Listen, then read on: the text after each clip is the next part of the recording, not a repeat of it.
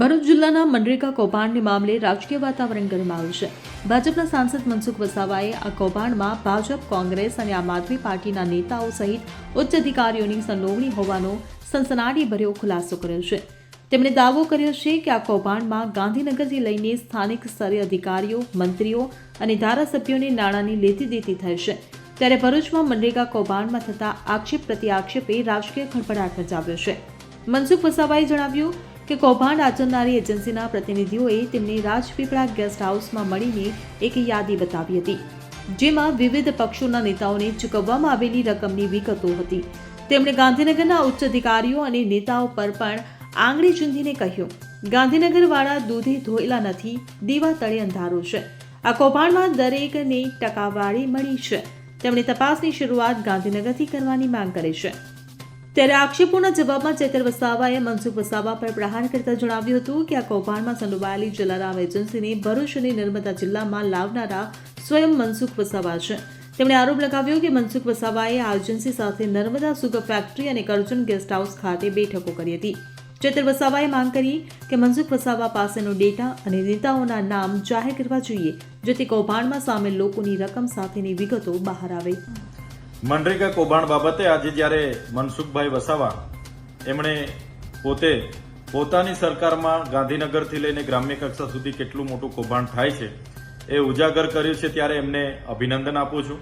આ એ જ મનસુખભાઈ વસાવા છે જ્યારે 1 મહિના પહેલા આ મનરેગા કૌભાંડનું જ્યારે મેં પ્રેસ વાર્તા કરી હતી ત્યારે આ એજન્સીઓને બચાવ કરતા હતા અને આવું કોઈ કૌભાંડ અહીંયા થયું નથી એવી પોતાની વાત મૂકતા હતા. ત્યારે મનસુખભાઈ વસાવાએ કીધું કે મનરેગા કૌભાંડમાં જે પણ એજન્સીઓ છે એમને હું સારી રીતે ઓળખું છું.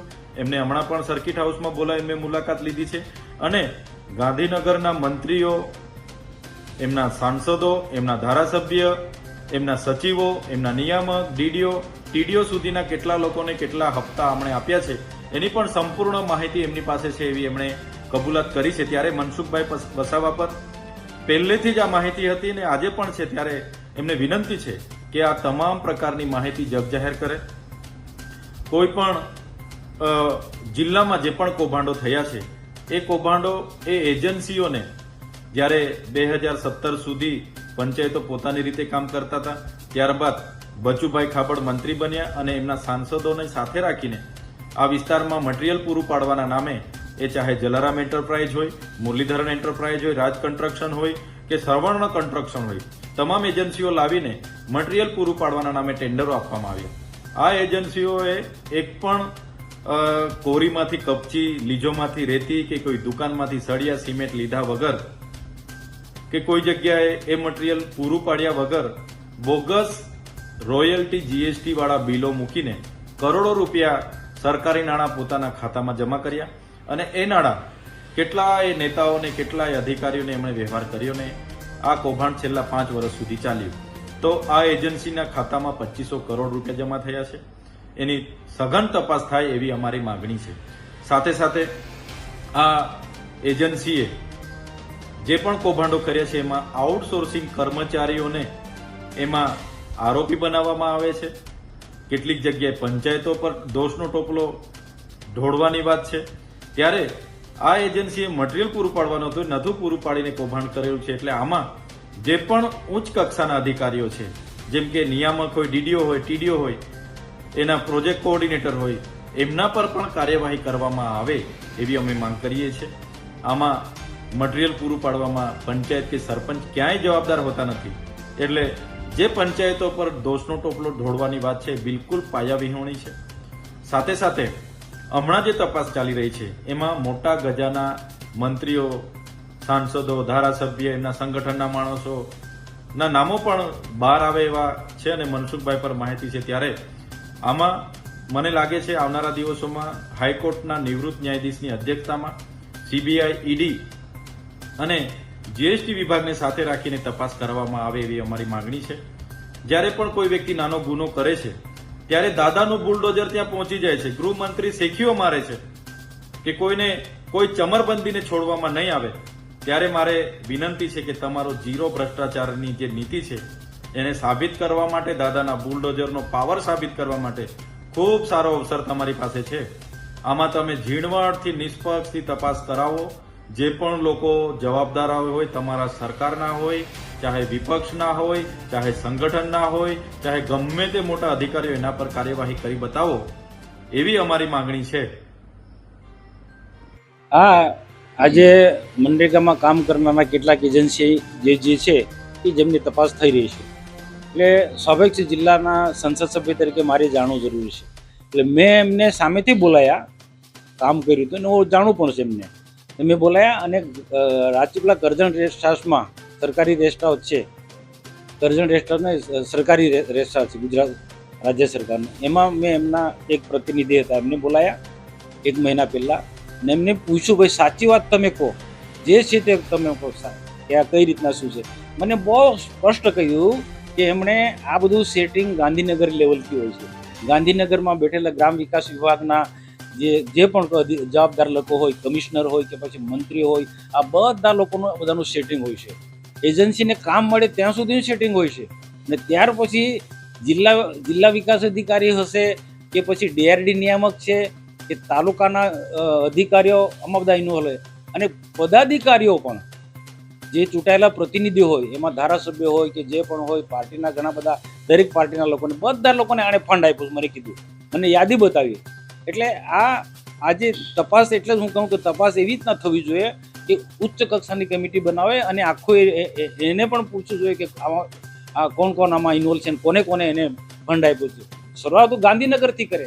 ગાંધીનગરના દૂધે ધોયેલા નથી, તપાસ તો આપી દેશે, પણ પોતે પોતાના દેવા તળે અંધારું એ જોતા નથી. એજન્સીઓને મેં બોલાયા હતા, જે અલગ અલગ રીતના બોલાયા હતા. અને જે તપાસ થઈ રહી છે જલારાય એજન્સી માણસને પણ મેં બોલાયો હતો. અને કરજણ રેસ્ટ હાઉસમાં જાહેરમાં ખુલ્લી જગ્યામાં બોલાયો હતો. અને મેં પૂછ્યું, જે મને કીધું એનું બહુ બધું કે જે તપાસ બધા મીડિયામાં બધા મોટી વાતો કરે, એ લોકોને બી હપ્તા મળ્યા છે, ટકા એમને પણ બધાને મળ્યા છે, કોઈ બાકી નથી. ભાજપ વાળો હોય, કોંગ્રેસ વાળો હોય, આમ આદમી પાર્ટી હોય કે બીજા કોઈ બી હોય, કોઈ બાકી નથી. એની પાસે આખી યાદી છે. એ તો એનો વિષય, મને તો કીધું, મને તો ખબર છે કોણ છે તે. જાઉં તો એકદમ મારે હું શું કામ, એમનો વિષય એ કે જે મને માહિતી આપી બધી. મને કીધું, મને એવું કીધું કે ત્યાં ગાંધીનગર મંત્રીઓને કેટલા આપ્યા, સચિવોને કેટલા આપ્યા, કમિશનરને કેટલા આપ્યા, DDOને કેટલા આપ્યા છે. ભરૂચનો DDO હોય કે પછી DRD નિયામક હોય કે નર્મદાના કે પછી એને. અને બીજી એ પણ બાકી ગુજરાતમાં બાકીના બધા જિલ્લાઓમાં, પંચમહાલ, દાહોદમાં પણ આજ રહ્યું છે. ત્યાં એને એવું કીધું કે સ્વર્ણિમ જે એજન્સી છે એનો કેમ તપાસ થતો નથી. દાહોદ ને પંચમહાલ વિસ્તારની અંદર સ્વર્ણિમ, મહીસાગરની અંદર સ્વર્ણિમ એજન્સી જે કામો કર્યા એ પણ તપાસ થવું જોઈએ. એને મને વાત કરી. મેં કીધું તમે માંગો તપાસ. એમને કીધું તમે તપાસ માંગો, અમે સહયોગ કરીશું. એ સ્વર્ણિમ એજન્સી જેની હોય તેની, તો એના માટે એમને જ આરોપ મૂક્યો. અમારું એટલું તપાસ સ્વર્ણિમની કેમ થતી નથી. મેં કીધું એ તમે જ માંગો, લેખિતમાં માંગો તમે. એની પણ સરકાર તપાસ કરશે. સરકાર બિલકુલ પારદર્શક વહીવટમાં માને છે. અને અમારા ગુજરાતના માનનીય મુખ્યમંત્રી તટસ્થ રીતના કોઈની સાથે અન્યાય નહીં થવા જાય. એમાં સ્વર્ણિમ હશે કે જલારામ વાળા હશે કે જે બી કોઈ હશે, કે મુખ્ય હશે, જે બી કોઈ હશે, બધાની તપાસ થતી. આખા હું પણ એમ કહું છું, સરકારને પણ કહું છું, એકલા ભરૂચ નર્મદાનો આખા ગુજરાતમાં તપાસ કરો. એક તાલુકામાં, પંચમહાલ, દાહોદથી માંડીને બીજા જ્યાં હોય, દક્ષિણ ગુજરાત, બધા જ વિસ્તારની અંદર આ તપાસ થવી જોઈએ. એ એજન્સી પાસે લિસ્ટ છે. એ એજન્સી પાસે લિસ્ટ છે કોને કોને પૈસા આપ્યા છે. વિરોધ પક્ષવાળા બી સહકારી મારે છે ને, એ ખોટી સહકારી માને છે. પૈસા લેવો ને ખાલી મીડિયા સમક્ષ બધી મોટી વાતો કરી. બાકી પહેલે એના પગ તળે અંધારું છે. તપાસ કરે પોતાના સરપંચોને. શું મારે અમારી પાસે લિસ્ટ છે.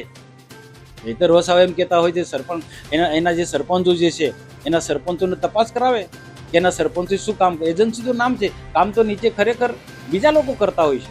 તમે એક આક્ષેપ કર્યો છે કે મંત્રીઓ, ધારાસભ્યો તમામને એ એજન્સીએ મને કીધું, એજન્સીના માણસે મને કીધું.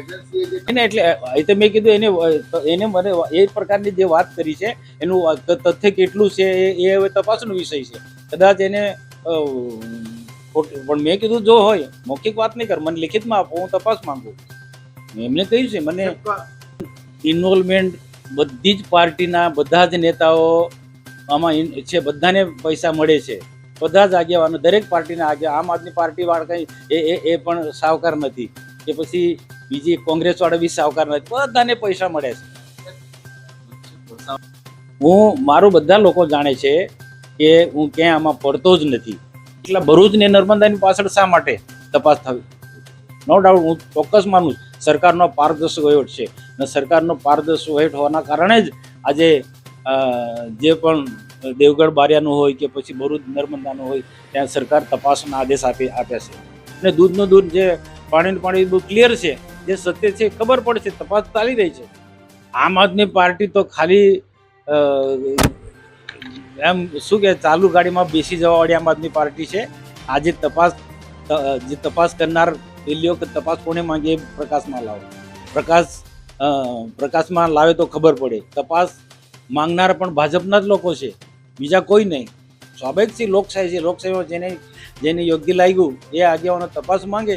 એ તપાસ કઈ આમ આદમી પાર્ટી નથી માંગે. આમ આદમી પાર્ટી બધી જગ્યાએ સેટિંગ કરવા વાળા લોકો છે, અને મારી પાસે પુરાવા છે કે ક્યાં સેટિંગ કરે. આ જ એનજીઓ એજન્સીઓ પાસેથી બધી જગ્યાએથી આમ આદમી પાર્ટીના લોકોએ બધું સેટિંગ કર્યું છે. અને હું કહું એમના સરપંચો જ્યાં જ્યાં કામો તપાસ કરો. આમ આદમી પાર્ટીના જે સરપંચ છે ભૂતકાળમાં, એ સરપંચોના ગામોમાં જાઓ ચેક કરો. મારી પાસે લિસ્ટ છે કે આમ આદમી પાર્ટીના જે ચૈતરભાઈ વસાવા છે એના આસપાસના જે ગામો છે એ ગામોમાં આમ નરેગાના કામો થયા તે તપાસ કરો. દૂધનું દૂધ પાણીનું પાણી થઈ જશે, બધું ક્લિયર થઈ જશે. દીપક જગતાપ સાથે CN24 ન્યૂઝ, રાજપીપળા. હવે જુઓ દેશ દુનિયાની તમામ ખબરો તમારી આંગળીના ટેરવે.